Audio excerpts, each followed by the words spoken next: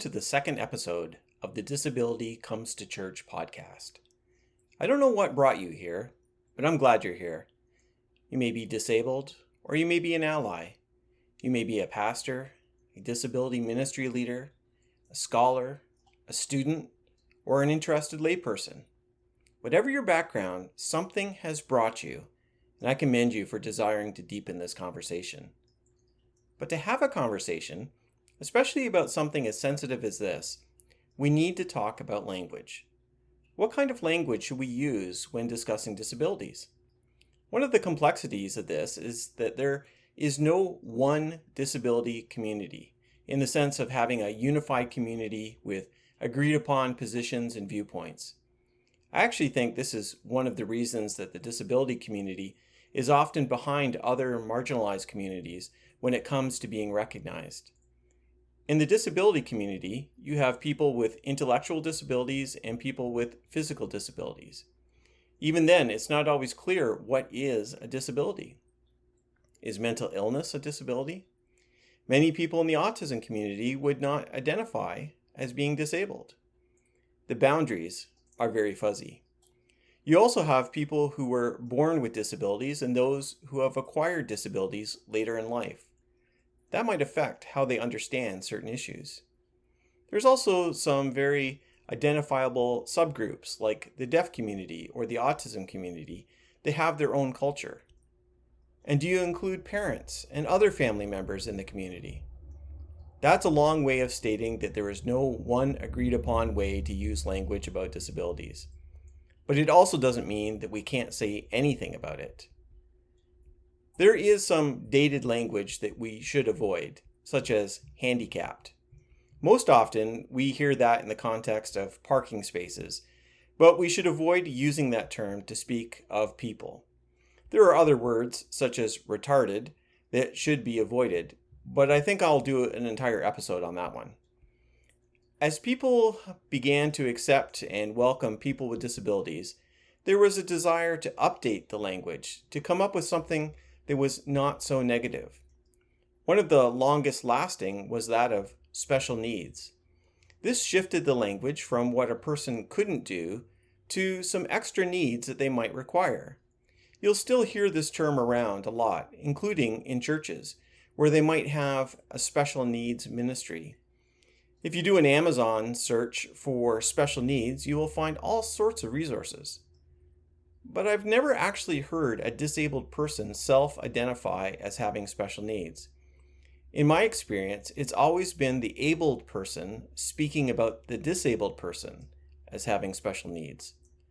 I think it's best to move on from special needs, even though I appreciate where it was coming from. Another term that was around a while back was exceptionalities. This is basically an updated version of special needs.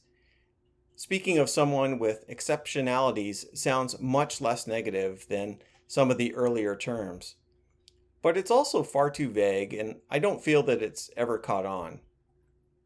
Then there is different abilities, sometimes phrased as diff ability, as in DIFF ability. Once again, this is an attempt to get beyond the negative. It's not so much about what a person cannot do, but focusing on what they can do.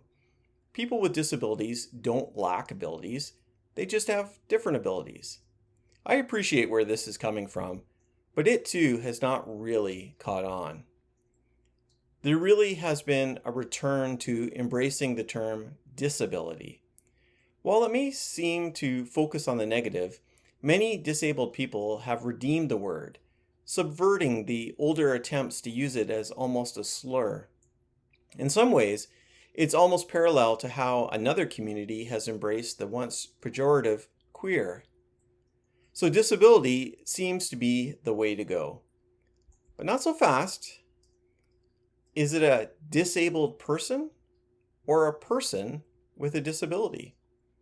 This is the debate over identity first or person first language, and a lively debate it is. For quite a while, the gold standard was person first, that is, a person with a disability. The reasoning was that they are a person first who happens to have a disability. but they need not be defined by that disability. It was considered a more respectful way of addressing people with disabilities. Organizations that work with and care for people with disabilities took this as the rule. There are some academic writing styles that still require person-first language. The biggest problem that I can see with this is that it seems to have emerged from allies rather than disabled people themselves. There's a growing trend, especially among disabled people, but also among allies, to shift towards identity-first language, that is, disabled person. This might seem counterintuitive. Why identify someone with what's wrong with them? But that's kind of the point. Many disabled people don't see anything wrong with them.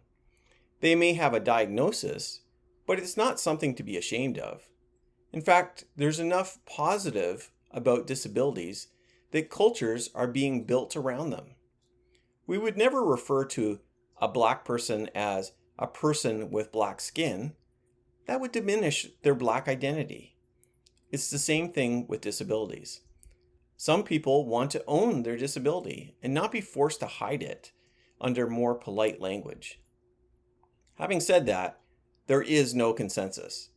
There are disabled people who prefer identity-first language, and there are people with disabilities that prefer person-first language. The same is true of allies. What you will find in my writing is that I try to use both. Grammar-wise, sometimes one sounds better than the other, but I also try to acknowledge that both are a thing and that there are differences of opinions. My advice when talking to an individual is to ask them what they prefer and go with that. And if you use one and you are corrected, then change your usage accordingly. But please don't avoid the conversation out of fear of using the wrong terminology. Even disabled people sometimes say things that offend other people with disabilities. I'd like to add a short addendum. While I'm interested in all disabilities, my main focus is on autism. From my experience, there's an even greater trend among autistic people to adopt identity-first language. Parents and other allies might prefer person-first, but autistic people tend to be proud of their autism.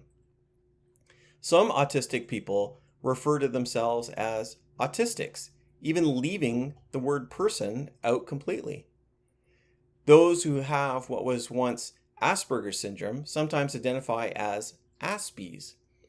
There's a whole other conversation about Asperger's, but that's a topic for another day.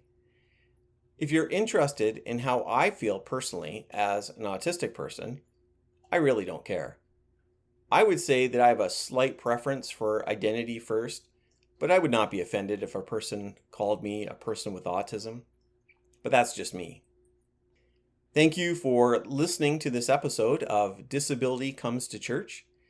You can discover my other podcasts at stephenjbedard.com/podcasts. And you can support this work in a number of ways. One is to subscribe to the podcast and to share it with others. The other is to visit my website, disabilityandchurch.com. Hopefully you'll discover some resources that will help you on your own journey. Thank you, and God bless.